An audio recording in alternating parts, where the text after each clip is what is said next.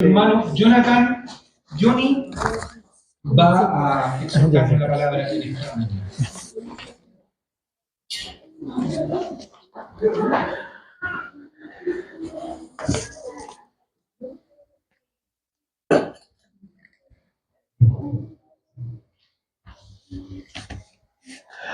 Hola, buenas tardes. Qué bueno verlo desde acá.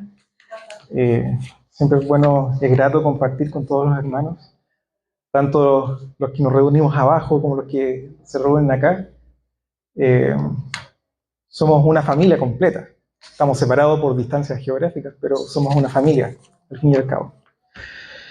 Bien, el sermón de hoy día tiene por título Las tormentas de la vida. Obviamente aludiendo a lo que Pablo vivió, y está narrado aquí en Hechos 27.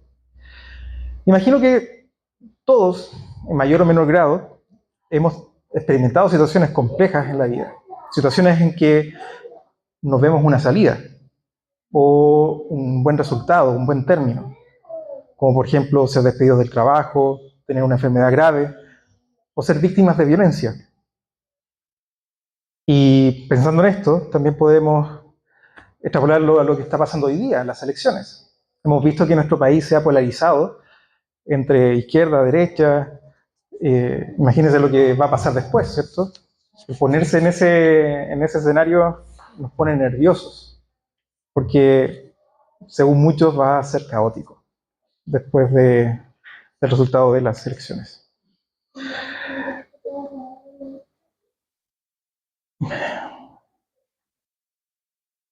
Hay situaciones, por lo tanto, en que a pesar de que ponemos todo nuestro esfuerzo, todas nuestras ganas, a pesar de que podemos estar usando todo nuestro dinero, nuestros contactos, nuestras influencias, no logramos salir de esa situación.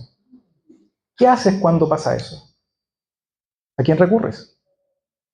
Hemos estado viendo en el libro de los Hechos cómo el Espíritu Santo está obrando a los apóstoles para permitir que el Evangelio fuera llevado desde Jerusalén a todo el mundo conocido. Así también que la vida y la muerte de Jesús y su resurrección tuvo consecuencias globales. Y en los últimos sermones hemos visto de que, a través de esta serie, de que la vida de Pablo no fue muy sencilla. Nos leyeron de que tuvo muchos problemas a nivel... ¿Ahí? Ahí. Estaba muy... Ya. Habla al micrófono. Hola. Sí. Entonces, vimos de que la vida de Pablo no fue muy sencilla. Sufrió muchos problemas como naufragio, lo golpearon, estuvo muerto también. Y a pesar de eso, él siguió con su batalla. Vimos también de que fue acusado por los judíos y perseguido, lo cual hizo de que fuera detenido por mucho tiempo. Vimos que Pablo tuvo una audiencia ante 3 gobernadores distintos, en distinto tiempo, Félix, Festo y Agripa, pero ninguno de ellos pudo identificar alguna ley romana que él haya transgredido, aparte de todas las acusaciones que habían hecho los judíos. Y Pablo solicitó como ciudadano romano su derecho de apelar a tener una audiencia con el César. Y el César vivía en Roma. Esto lo liberó de por un periodo de tiempo del encierro que estaba sufriendo en Cesarea, porque recuerden, pasado 2 años, al menos 2 años, desde que lo acusaron los judíos y todo este ir y venir de gobernadores. Y esto también, el apelar al César, proveyó de una resolución para sus casos en el sistema judicial romano y también lo apartó de sus potenciales asesinos judíos. Pero se han puesto a pensar, ¿qué hubiera pasado si Pablo no hubiera apelado al César? No hubiera tenido que meterse en el barco para ir a Roma y sufrir todo esto lo que acabamos de leer. Y de hecho, Agripa, en Hechos 26-32, también le dice lo mismo. Bueno, no hay nada más que hacer, no encontramos nada en contra de él, pero no lo podemos liberar porque apeló al César. En el sermón de hoy vamos a ver la aventura que pasó Pablo en su viaje a Roma y cómo Dios mostró su poder en esta situación compleja. Y los invito a orar para que Dios nos acompañe en este estudio. Padre Santo, te damos las gracias por todo lo que nosotros encontramos en tu libro. Gracias porque tú has usado personas detallistas que nos han dejado un registro de las peripecias, las historias, los testimonios de nuestros hermanos que nos han precedido, de aquellas personas de que dejaron todo para poder servirte y propagar el Evangelio.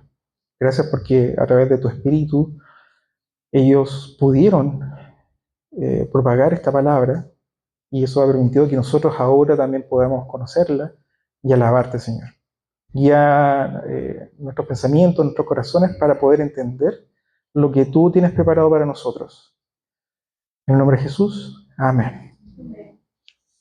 Entonces, el sermón de hoy día lo dividí en 4 partes, que está relacionado con cómo fue pasando la historia en Hechos 27.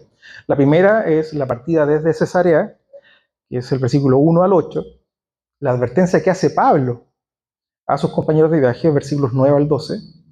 Tercero, la tormenta, versículos 13 al 20.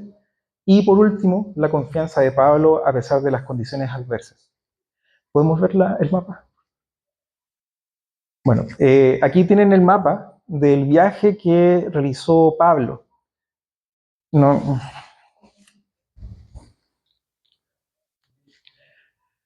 Entonces él parte de Jerusalén, ahí lo acusan, y después lo trasladan a Cesarea. Y desde Cesarea comienza su viaje peregrino, o en el barco, hacia Roma. Si ustedes colocan esta ruta en Google Maps, dice que por tierra son cerca de 4.000 kilómetros. Por lo tanto, es una distancia gigantesca. Y como ustedes pueden ver, también la ruta del barco se fue por la costa para poder evitar todos los vientos fuertes de mar abierto. ¿Ya? Y ahí ustedes pueden entender por qué, por ejemplo, pasan Creta, perdón, ¿qué dice acá, Jiménez? Aquí hay una isla, Chipre. ¿El volcán? No, sí, después llegaron al volcán.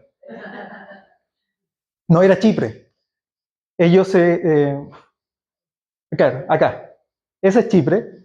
Entonces viajaron entre medio de Chipre y el continente para poder evitar las marejadas y los vientos. ¿Sí? Entonces no fue un viaje sencillo. Y por lo tanto, como era un viaje en barco, en una ruta gigantesca, súper larga, es difícil imaginarse todo lo que ello conlleva. Y todo el esfuerzo que puso Pablo para poder predicar el Evangelio y propagar la palabra de Dios en todos los territorios al cual llegó. El hecho de estar semanas o meses en forma continua viajando para llegar a un lugar y predicar. No solamente había un cansancio físico, sino que también había un desgaste material, económico. Había mucho dinero que se tenía que juntar para poder financiar estos viajes. Dios trabaja en formas muy misteriosas. El hecho de que él estuviera preso o detenido por los romanos hizo de que misma Roma financiara el viaje hacia Roma.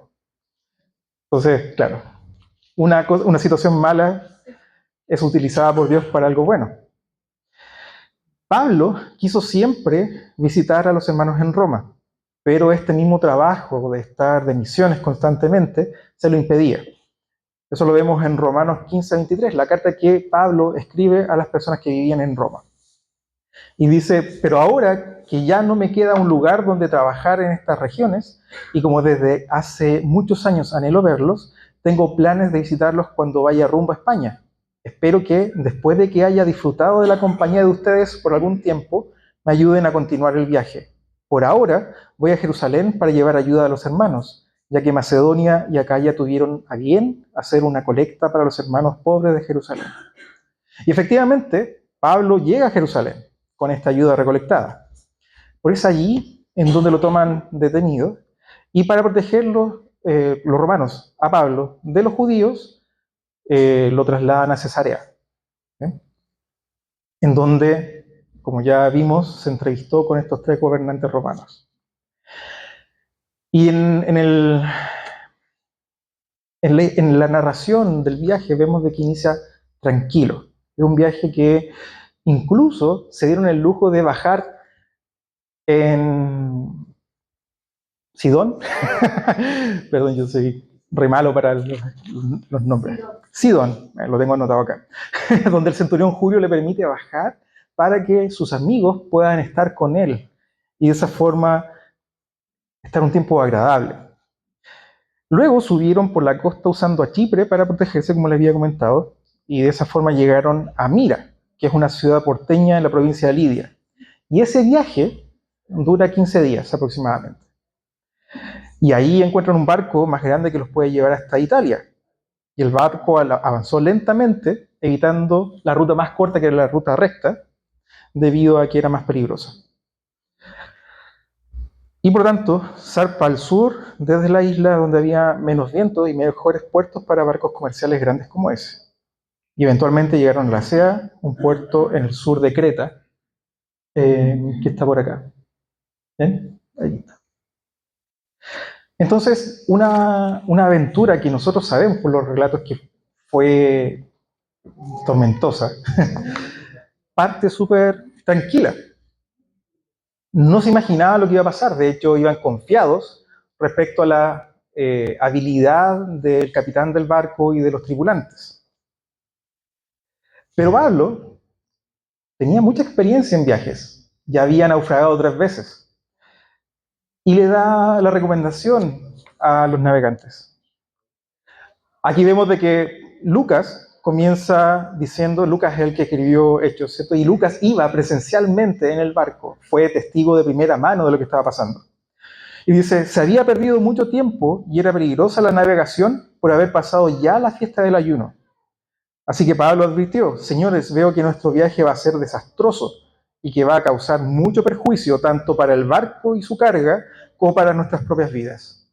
El hecho de que Lucas diga de que ya había pasado la fiesta del ayuno nos da el contexto del tiempo, porque se ha estimado de que esta narración o este suceso ocurre en el año 59 después de Cristo y según el calendario judío, la fiesta del ayuno o el día de expiación o Yom Kippur pasó la primera semana de octubre, creo que era el 10 de octubre, por ahí. Entonces ya estaban entrándose al invierno y por lo tanto los vientos y las marejadas iban cada vez más fuertes. De hecho, también se cortaba la navegación desde noviembre hasta marzo debido a lo peligroso que era. Pero el centurión, en vez de hacerle caso, siguió el consejo del timonel y del dueño del barco.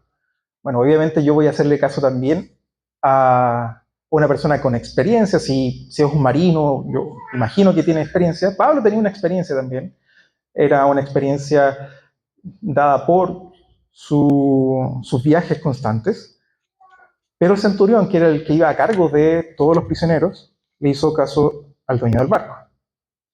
Como el puerto no era adecuado para invernar, la mayoría decidió que debíamos seguir adelante con la esperanza de llegar a Fenice, puerto de Creta que da al suroeste y al noroeste, y pasar allí el invierno, que es ahí, en esa punta de la isla de Creta. Y Pablo hace esta advertencia al centurión no por una revelación divina, sino que por sentido común. Como yo les comentaba, se sabía de que las condiciones de navegación en esa época eran malas. Pero aún así, los navegantes se confiaron. ¿Han sufrido frustración cuando le han dicho a alguien, oye, no hagas esto porque va a pasar esto otro, y no le hacen caso? Muchas veces, ¿cierto? Sí, todos comenzamos a apuntar sí, a muchas personas cerca. El te lo dije surge de la cabeza, y de hecho Pablo también le dice, te lo dije, pero él no se queda ahí. Entonces, en la tormenta, versículos 13 al 20, es la tercera parte del sermón. Si ustedes ven en el versículo 13, los marinos pensaron que las condiciones de navegación habían mejorado al soplar un viento moderado, y por eso continuaron su viaje a Creta, pero se enfrentaron a un huracán. En otras traducciones aparece como Euroclidón. Esa descripción de ese viento fuerte, no era un viento fuerte de hecho, era un huracán, un tifón. Era tan fuerte que la estructura del barco se estaba desarmando. Tenían que amarrarlo con cuerdas para que las tablas no se abrieran. La fuerza del viento hacía de que el mástil estuviera tensando mucho más las tablas y se podía romper.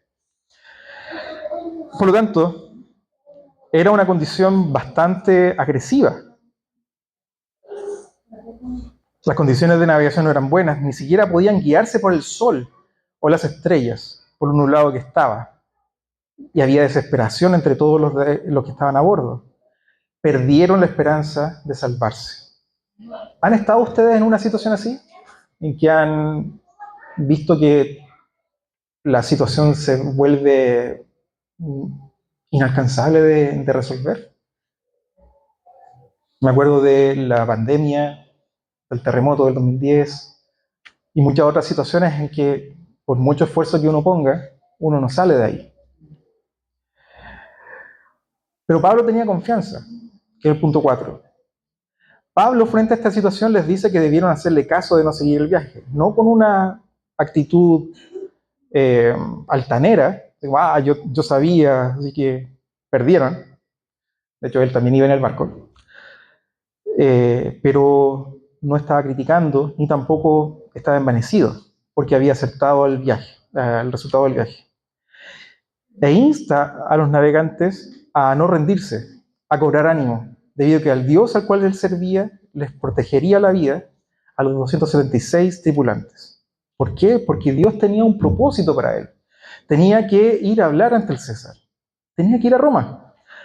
A diferencia del consejo que dio antes de partir a Creta, que era por su propia experiencia, el nivel de detalle de lo que iba a pasar, de que iban a perder el barco, de que iban a encallar en un banco de arena, denota que es una profecía.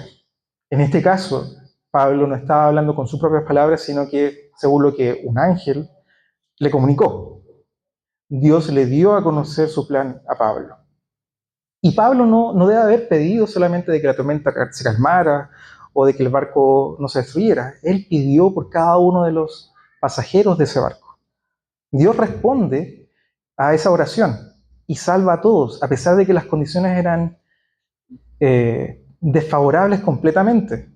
Incluso más adelante, el próximo domingo posiblemente, cuando vean el resto de la historia, se van a dar cuenta de que perdieron todo, incluso el bote salvavidas que se estaba llenando de agua y que los estaba tirando hacia abajo, lo tuvieron que eliminar. Botaron la carga, botaron comida, botaron todo para poder salir de este problema, pero aún así, a pesar de sus esfuerzos, no lograban ver la salida. Nos podemos dar cuenta que Pablo estaba al tanto y pendiente de la vida de todos sus compañeros, no solamente de él o de Lucas o de Aristarco, sino de los presos, de los romanos, etc. Y aquí nos vamos dando cuenta de que Dios está utilizando esta situación sin salida para demostrar lo dependientes que somos de Él. Cuando nos enfrentamos a situaciones complejas, sin salida, no debemos desesperar porque no hay ninguna tormenta que pueda alejar a Dios de nuestras vidas. Eso lo leemos y es una lectura un versículo que es maravilloso. Sin embargo, esto está en Romanos 8. Sin embargo, en todo esto somos más que vencedores por medio de aquel que nos amó, pues estoy convencido de que ni la muerte ni la vida, ni los ángeles ni los demonios, ni lo presente ni lo porvenir, ni los poderes, ni lo alto, ni lo profundo, ni cosa alguna en toda la creación podrá apartarnos del amor que Dios nos ha manifestado en Cristo Jesús, nuestro Señor. Amén. Las condiciones de vida, por lo tanto, pueden ser atroces. Podemos estar sufriendo por la salud, por una condición económica, por violencia, por discriminación, etc. Pero Dios tiene el poder para sacarnos de ahí. Amén. Nosotros podemos confiar en que Él tiene un plan para nosotros. A pesar de que podemos ver todo negativo, Dios tiene un plan y sabe lo que está haciendo. Así como Pablo confió en Dios durante todos sus viajes, en donde se enfrentó a muchos problemas, debemos confiar en que todo lo que sucede en nuestras vidas está bajo el control de nuestro Señor. ¿Estás pasando por una tormenta en tu vida? ¿Conoces a alguien que esté pasando por una situación aparentemente sin salida? Los invito a que recurramos al único que puede calmar la tempestad, a nuestro Dios y Salvador Jesucristo. En Isaías 41:10 dice, así que no temas, porque yo estoy contigo. No te angusties, porque yo soy tu Dios. Te fortaleceré y te ayudaré. Te sostendré con diestra de mi justicia. ¿Cómo no confiar en aquel que creó el cielo y la tierra y todo lo que nosotros podemos ver? Incluso lo que no podemos ver, que es mucho más de lo que se ve en la creación. Mediante la fe podemos confiar en que durante la tormenta no debemos desesperar. Dios está en control. ¿Y qué mejor ejemplo de lo que hizo Cristo en su vida? Él, siendo divino, se hizo hombre para demostrarnos también de que nosotros somos capaces de hacer muchas cosas. En Mateo 8, versículo 23, encontramos la narración de cuando Jesús sube a una barca y llega una tormenta, que dice: Jesús subió a la barca y sus discípulos lo acompañaron. En esto se desató sobre el lago una tormenta tan fuerte que las olas cubrían la barca. Pero Jesús se había dormido. Entonces sus discípulos fueron a despertarlo diciéndole: Señor, sálvanos, nos estamos hundiendo. Él les contestó: ¿por qué tanto miedo? ¿Qué poca fe tienen ustedes? Dicho esto, se levantó y dio una orden al viento y al mar, y todo quedó completamente tranquilo. Ellos, admirados, se preguntaban: pues ¿quién será este que hasta los vientos y el mar le obedecen? Estamos bajo la tutela y el cuidado de alguien que puede controlar la creación, de alguien que puede controlar todo lo que está pasando en nuestra realidad.